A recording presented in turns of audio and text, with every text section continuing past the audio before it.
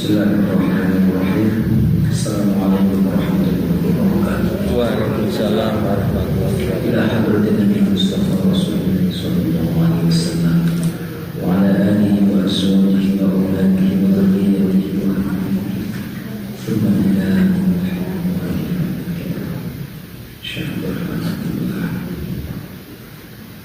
Al-Fatihah. A'udzu billahi minasy syaithanir rajim.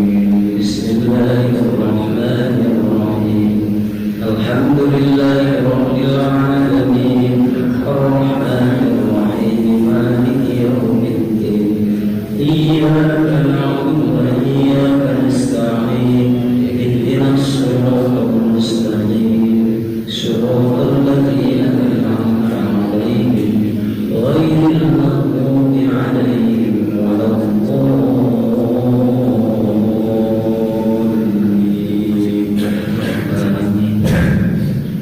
اللهم صل وسلم وبارك عليه يا ربي صل على محمد يا ربي صل عليه وسلم يا ربي صل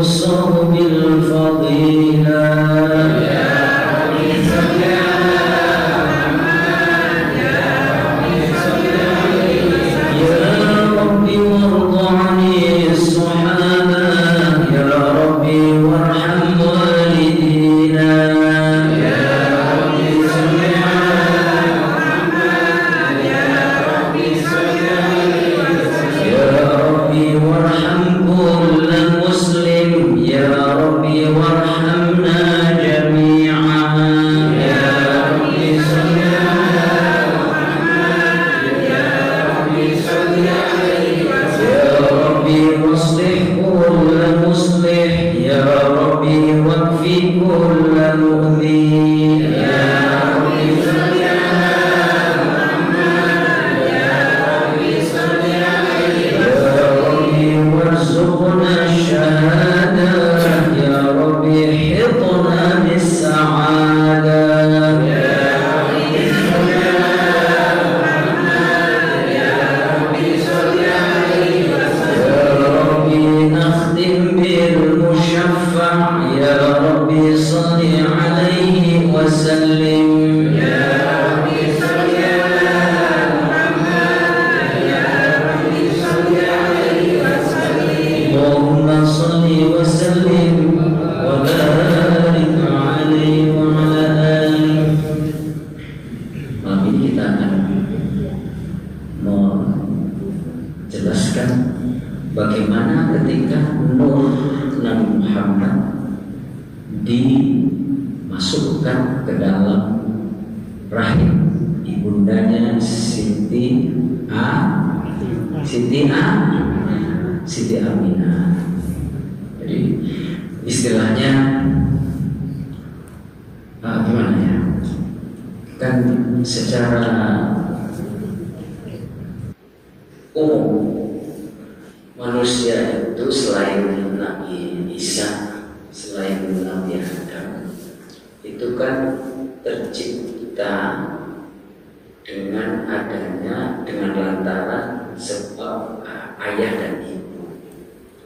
Kemudian ada yang namanya pertemuan antara ovum dan sperma. Tapi di dalam penciptaan baginda Rasulullah Muhammad itu ada peristiwa tersendiri, yaitu ketika cahaya atau nurnya Nabi itu akan masuk ke rahim ibunda Siti Aminah. Sebelum kita bahas ini, jadi Nur Muhammad itu sudah tercipta jauh sebelum alam semesta tercipta. Jadi Nur Muhammadnya sudah tercipta. Di bahasan yang lalu-lalu kan sudah Nur itu turun kemudian pada Adam, pada Nabi Nuh, terus pada para nabi-nabi. Nah, nanti turun kepada ayahnya siapa itu? Abdullah. Kemudian turun kepada Siti Aminah. Nah, bahkan ketika mau dimasukkan atau Nur itu mau masuk ke dalam rahim ibundanya itu, semua makhluk menyambutnya dengan penuh sukacita.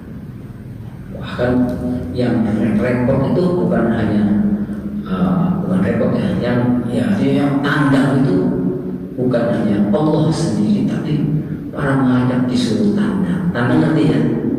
Apa? Hah? Tanda nanti ya repot lah. Banyak pegawai lah. فلما أوان ظهور شمس الرسالة في سماء الجلالة خرج به مرسوم الجليل لنقيب المملكة جبريل يا جبريل نادي في سائر المخلوقات من أهل الأرض والسماوات بالتهاني والبشارات فإن النور المصون والسر المكنون فإن النور المصون والسر المكنون الذي أوجدته قبل وجود الأشياء وإبداع الأرض والسماء أنقله في هذه الليلة إلى بطن أمه مسرورا أملأ به الكون نورا أكفله يتيما وأطهره وأهل بيته تطهيرا. Itu ungkapan yang ditulis oleh Abdurrahman Al-Attiba. Falamma ana, maka tatkala atau ketika hampir tiba, falamma ana awanu zuhur syamsir risalah, maka tatkala sudah hampir atau mendekati ya, tibanya atau munculnya mentari risalah, mentari kerasulan. Ini mulai baru mau nurnya baru mau masuk ke perutnya atau rahimnya Siti Aminah. Fi sama'il jalal, muncul di mana? Muncul di langit ya.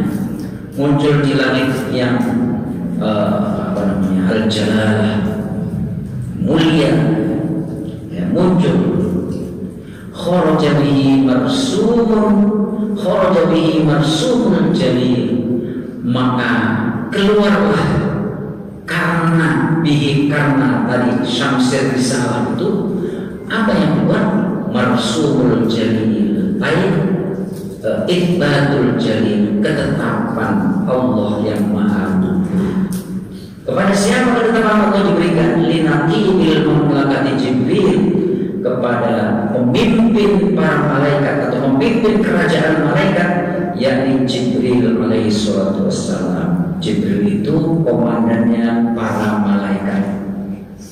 Sebelum Jibril jadi komandan yang pertama dulu itu adalah namanya, ada yang mengatakan Al-Haris, ada yang mengatakan bukan Al-Haris, yaitu yang pada akhirnya dia nggak mau sujud.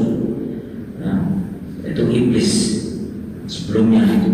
Sebelum dia melanggar, dia satu komunitas dengan Allah.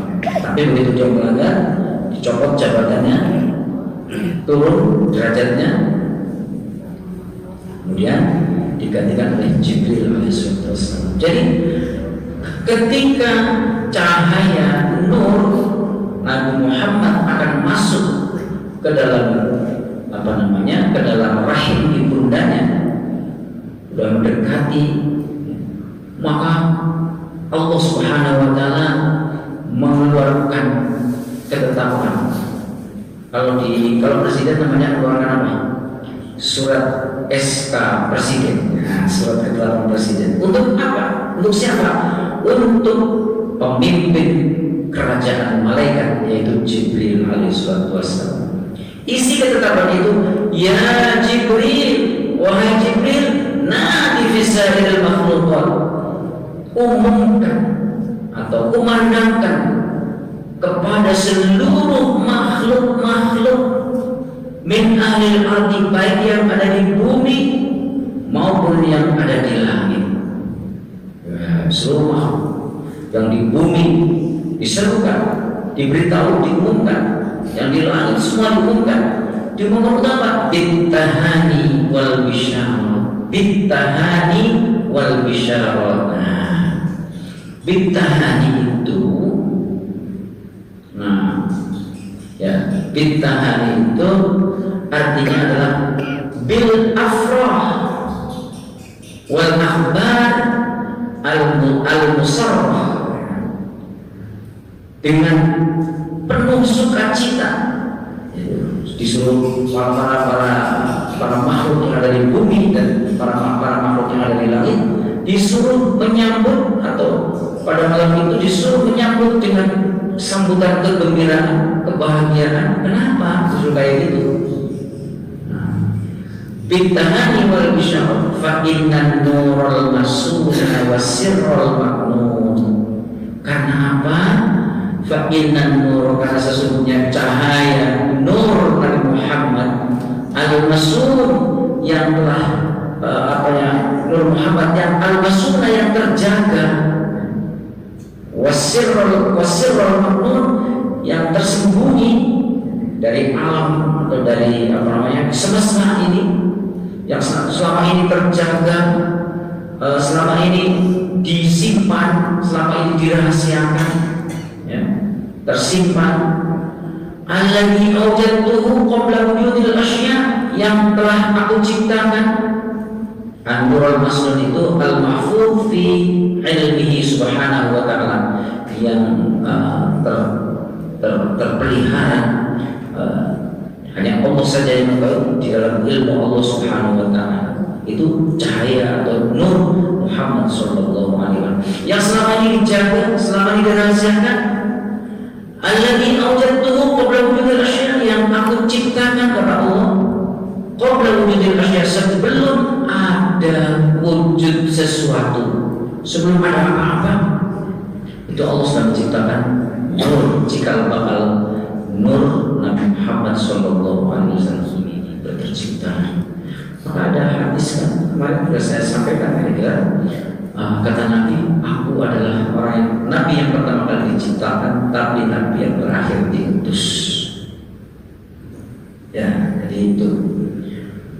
Jadi sebelum ada wujud segala sesuatu, sebelum ada alam semesta, Allah sudah menciptakan Nur Muhammad sallallahu alaihi wasallam.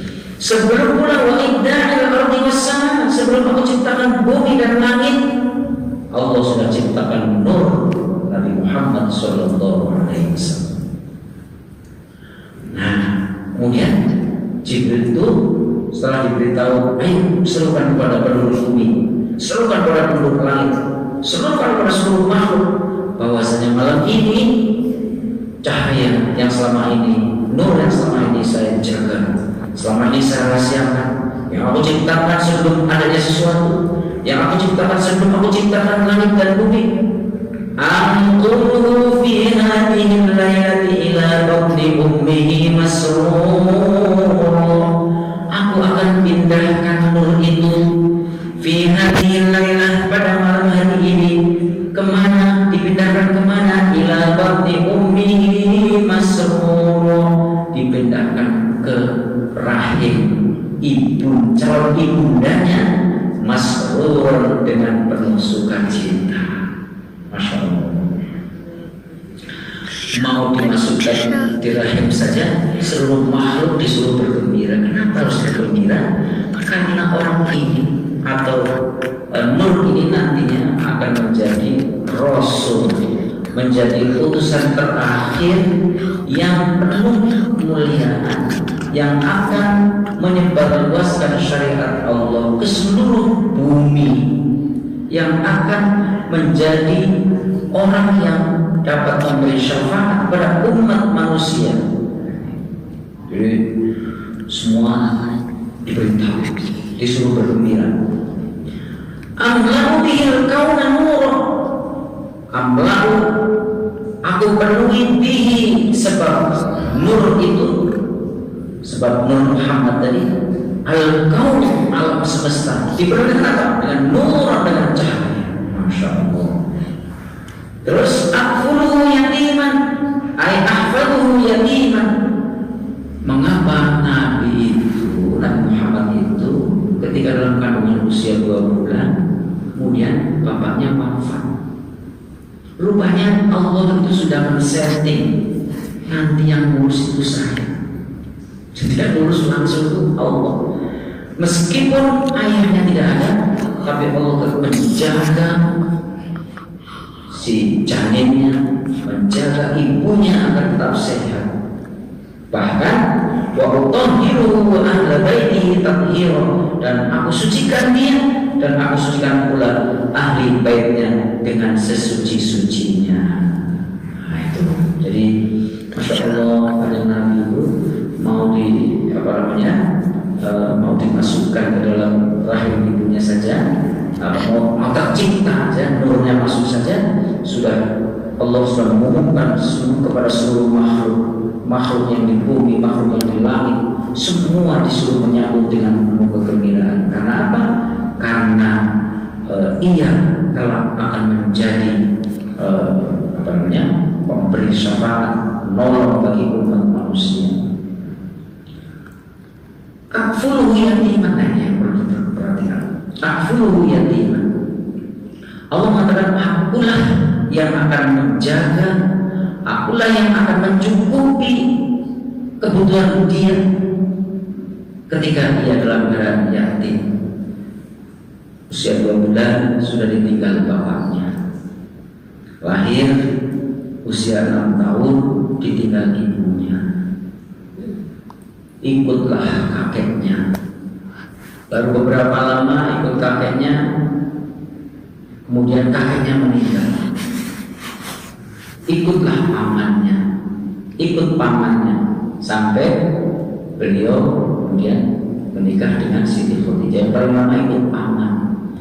Seenak-enaknya ikut paman masih lebih, meskipun pamannya misalnya pamannya berkecukupan, masih lebih enak ikut orang tua sendiri. Tapi rupanya ini adalah untuk apa?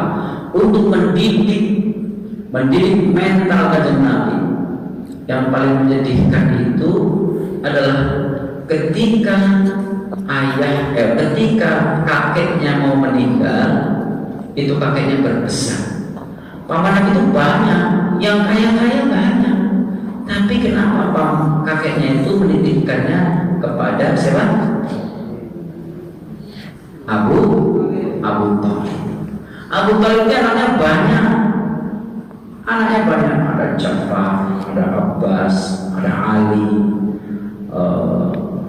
siapa lagi? Pamannya juga banyak, ada Lahab, Jahal, kan?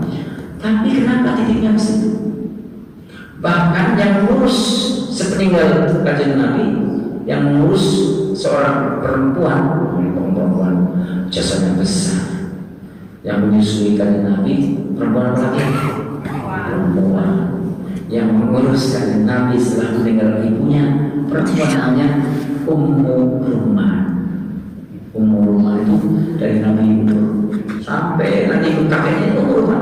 Begitu kakeknya mau meninggal, pesan kepada pamannya, kepada anaknya namanya Abu Thalib, nanti cucuku ini aku titipkan ke kamu. Dan pesan juga kepada Ummu Rumah, cucuku kamu urus seperti kamu urus anakmu sendiri ya. Itu Ummu Rumah. Makanya nanti ketika Nabi mau nikah sama Siti Aisyah, itu Ummu Rumah lah yang dandanin Aisyah, yang maisin, yang merias. Dulu belum ada tukang rias pengantin, Ummu Kok Aisyah masih main ayunan panggil enak sih ya. Lalu mandi terus dandan perang.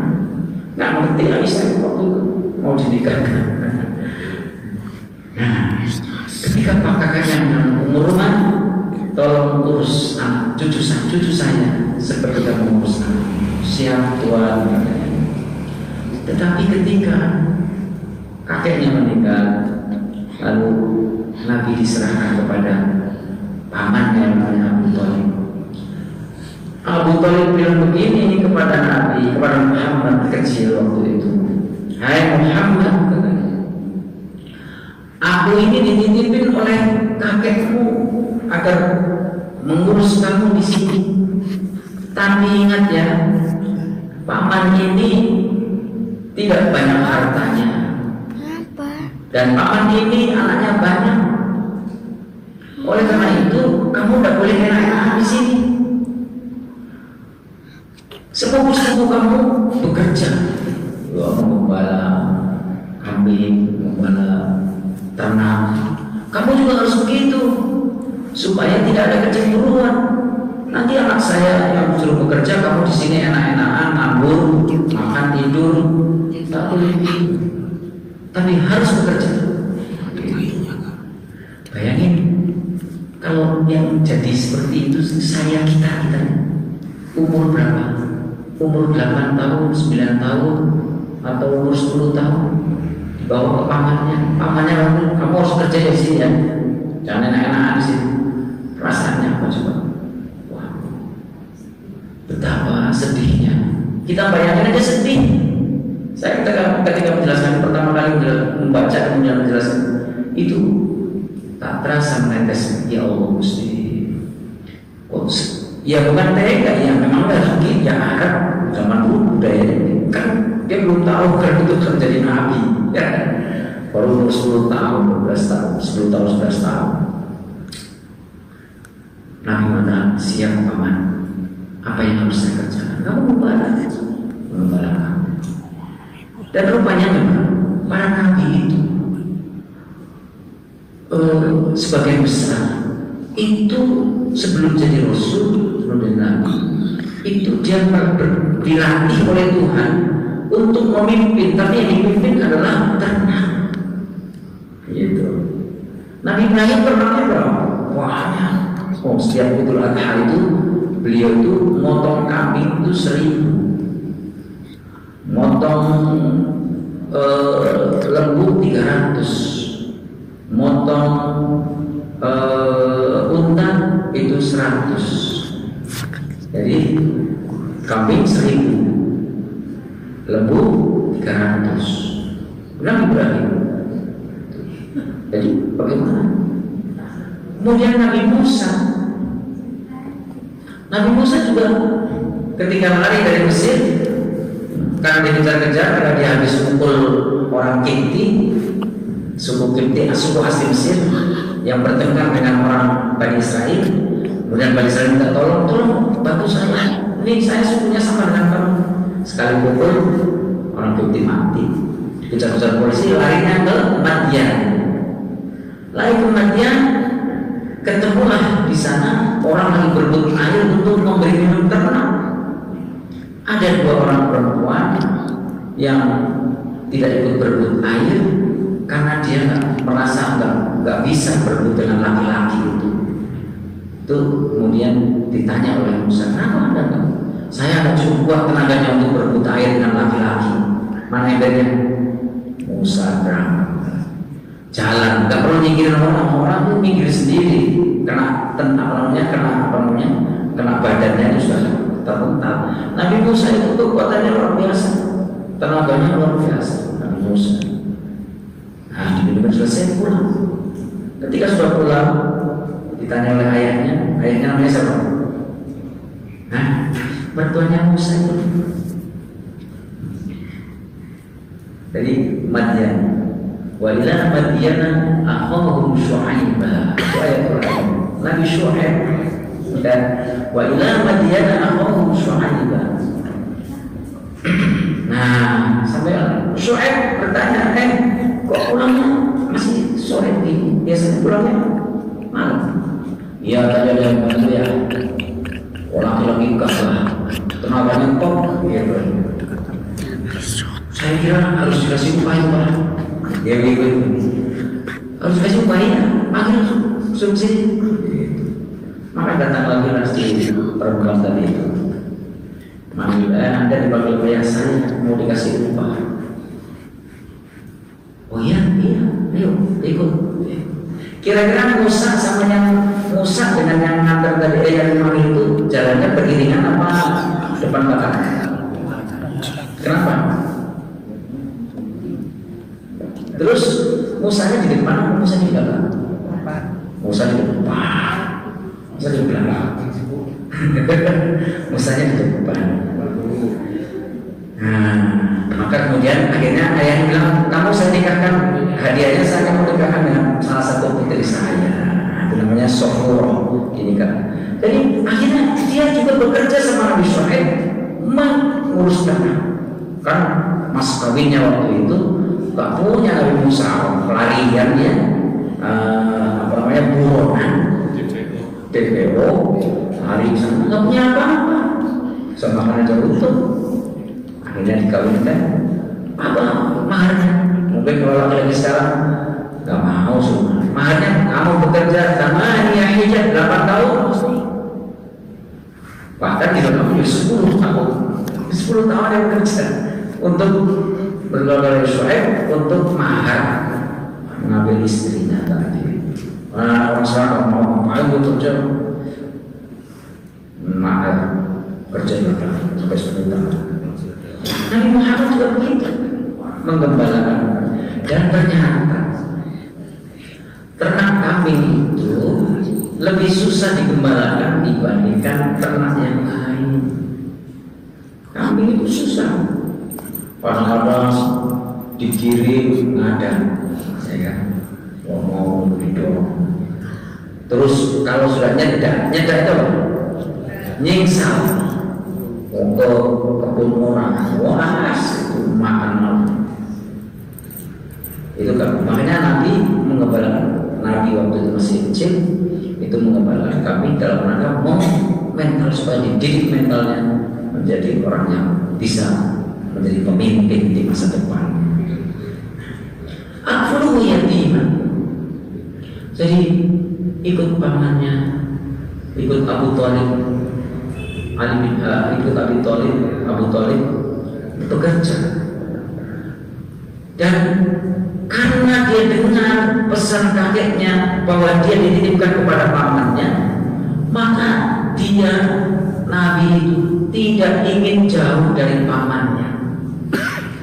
Ketika pamannya mau pergi ke Syam, Irak sekarang, itu ketika sudah bicara dengan teman-teman satu kafilah, teman-teman kafilahnya mengatakan, itu ponakan kamu masih itu gak usah dibawa lah, repotin gitu. Nabi dengar, Muhammad dengar, kok saya gak ikut? Nanti kalau saya gak ikut, paman gak ada, saya kayak apa? Siapa yang melindungi saya? Siapa yang menjaga saya? Belum tentu sepupu-sepupunya atau paman-paman yang lain akan berlaku seperti paman seperti Abu Thalib. Maka ketika Abu Thalib itu ngepakin barang-barang yang mau dibawa, naikin ke untanya, itu ada di dalam kitab Al-Lu'lu'ul Marjan.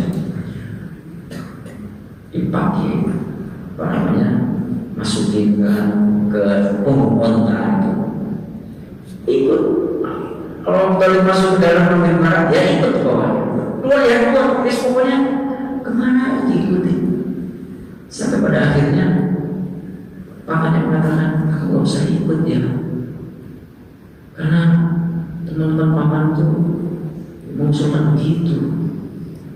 Dia nggak bilang enggak, nggak bilang iya, hanya keluar air mata. Dalam pikirannya tadi itu, siapa yang akan melindungi saya? Padahal kakek saya sudah berpesan titip kepada paman Abu Thalib tadi. Begitu melihat raut wajahnya Nabi Muhammad kecil itu sedih, kemudian meneteskan air mata. Pamannya akhirnya gak menghiraukan usulan teman-temannya itu. Wes, melu, udah nggak usah sedih, kamu ikut. Begitu pamannya mengatakan ikut, wajahnya langsung berubah. Kegembiraannya tiada tara. Karena dia selalu dekat dengan paman. Nah, tapi rupanya ini memang sudah disetting oleh Tuhan. Jalanlah nanti ketemu tokoh Yahudi, ya kan? Tokoh Yahudi namanya Bukhair. Itu yang punya di pinggir jalan itu, punya tempat ibadah di pinggir jalan. Itu ketika si kafilah ini semakin dekat, diamatinya ini kafilah kok beda dengan kafilah-kafilah kemarin-kemarin. Kok dia dipayungi oleh awan, terus tumbuh-tumbuhan yang pohon-pohon yang ada di kanan kiri itu ketika dilewati dia merunduk begitu. Itu ada apa ini? Maka kemudian Bukhair itu membuat cara bagaimana supaya kafilah itu mau berhenti. Maka kemudian begitu sudah sampai di situ, sampai di depan tempat ibadahnya, Bukhair mengatakan, kafilah berhenti sebentar nih, istirahat, saya sudah siapkan makan tuh, saya siapkan minum, ayo berhenti. Wah, namanya kafilah perjalanan jauh, ada yang nawarin makan, nawarin minum, alhamdulillah.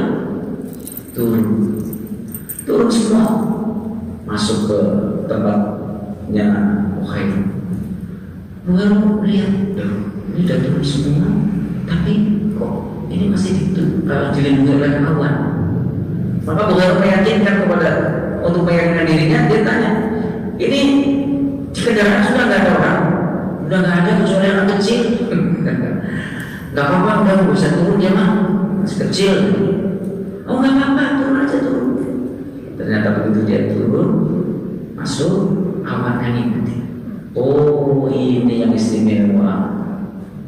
Maka kemudian bertanya untuk memastikan pengetahuan dia bahwa kan dia ahli kitab, artinya dia tahu tentang Taurat, tahu tentang Injil. Maka kemudian dia bertanya kepada Abu Thalib, wahai Abu Thalib, ini anak yatimnya? Begitu. Ya, kenapa? Ini bapaknya meninggal waktu dia dalam kandungan usia 2 bulan. Iya. Terus kemarin dia diasuh oleh ibunya meninggal umur 6 tahun ya? Iya. Semua tahu semua. Sampai betul kemudian dalam sambil di rumah, loh sudah nanti kok takon, udah tahu nanya, untuk itu naik untuk memastikan. Setelah dipastikan iya, sepengetahuan dia, kemudian Bukhair mengatakan, tolong ya jaga anak ini. Anak ini akan, kalau ketahuan orang Yahudi, dia akan dibunuh. Karena orang Yahudi tidak mau Nabi akhir zaman lahir dari bukan golongan Yahudi. Oh, tambah pusing pamannya. Tadi mau usulan teman-teman bener ya, gak usah diajak. Tapi kenapa saya ajak? Ya sudahlah, udah kadung diajak.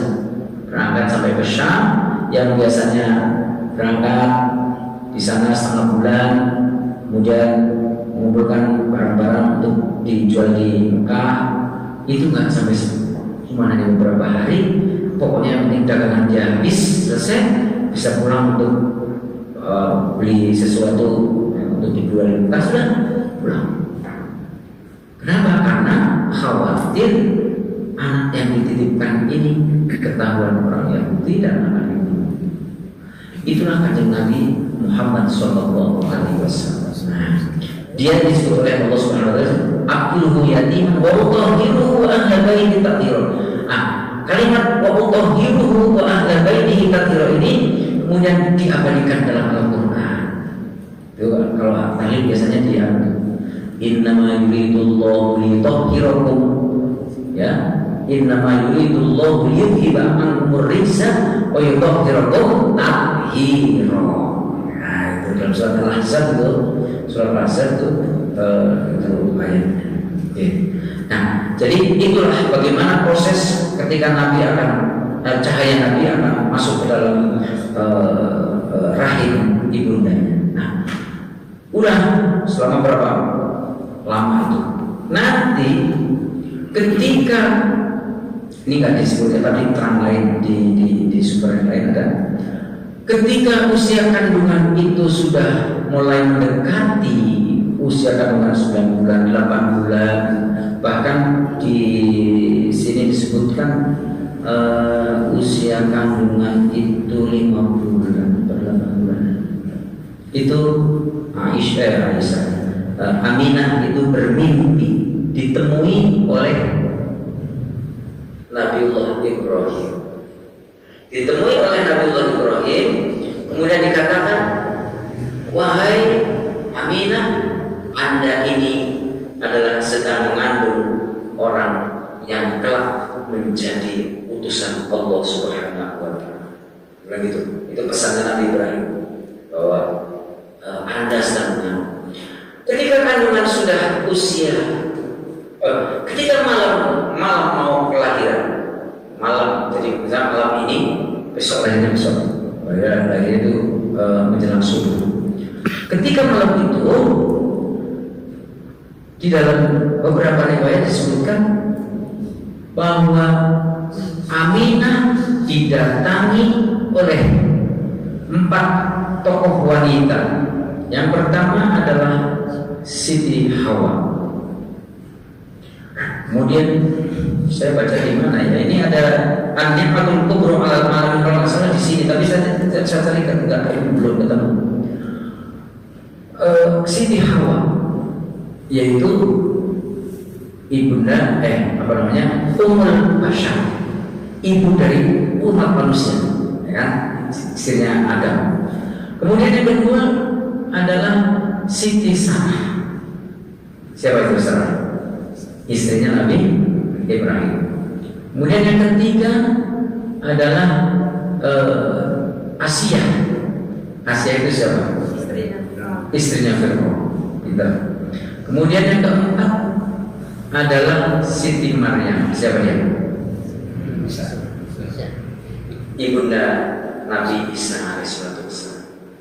4, 2 duduk di samping kanan samping kiri, 1 duduk di depannya Siti Aminah, 1 lagi di belakang.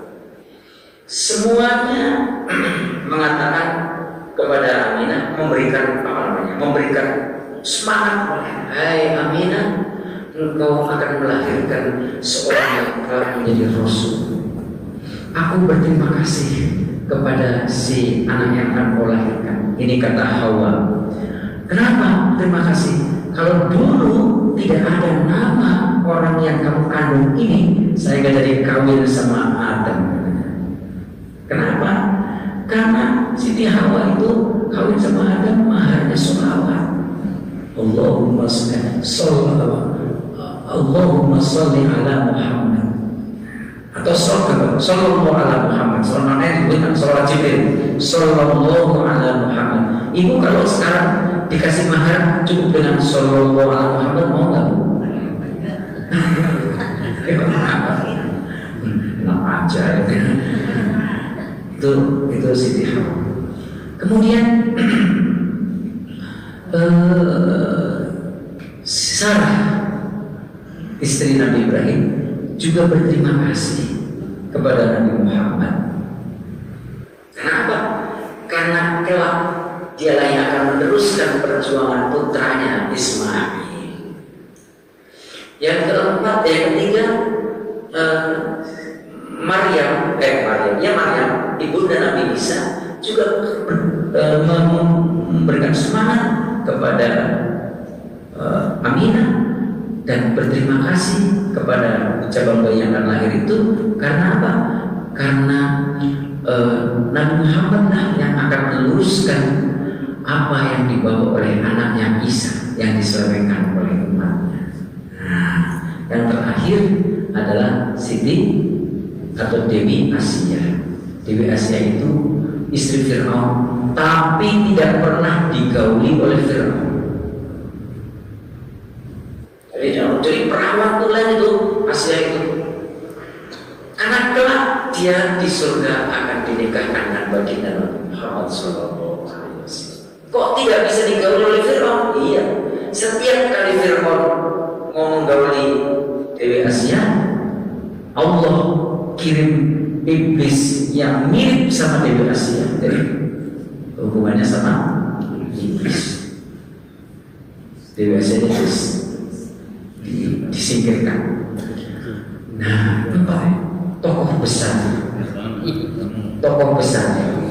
Bapak pengen istrinya disingkirkan terus ganti iblis itu aja. Alhamdulillah. Jangan. Tapi ada sekarang orang kawin sama anu itu mau cari pesugihan mesti kawin sama dayang-dayang, ya kan? Padahal itu ulah. Masya Allah. Ya, jadi itu kajian Nabi itu. Masya Allah. Ini ya sebenarnya fakta masuk kalau bawa stimsal. Oke, nanti minggu depan kalau tadi minggu depan kelahirannya seperti apa? Puncak arsh. Wow. Kursinya Allah bertambah haibah wawakor. Alam semesta bersinar. Para malaikat komat kami membaca tahlil, tahmid dan seterusnya insya Allah minggu depan. Ya, tunggu sampai Jumat yang akan datang. Insya Allah mudah-mudahan kita semua sehat. Mohon maaf. Wassalamualaikum warahmatullahi wabarakatuh. Waalaikumsalam.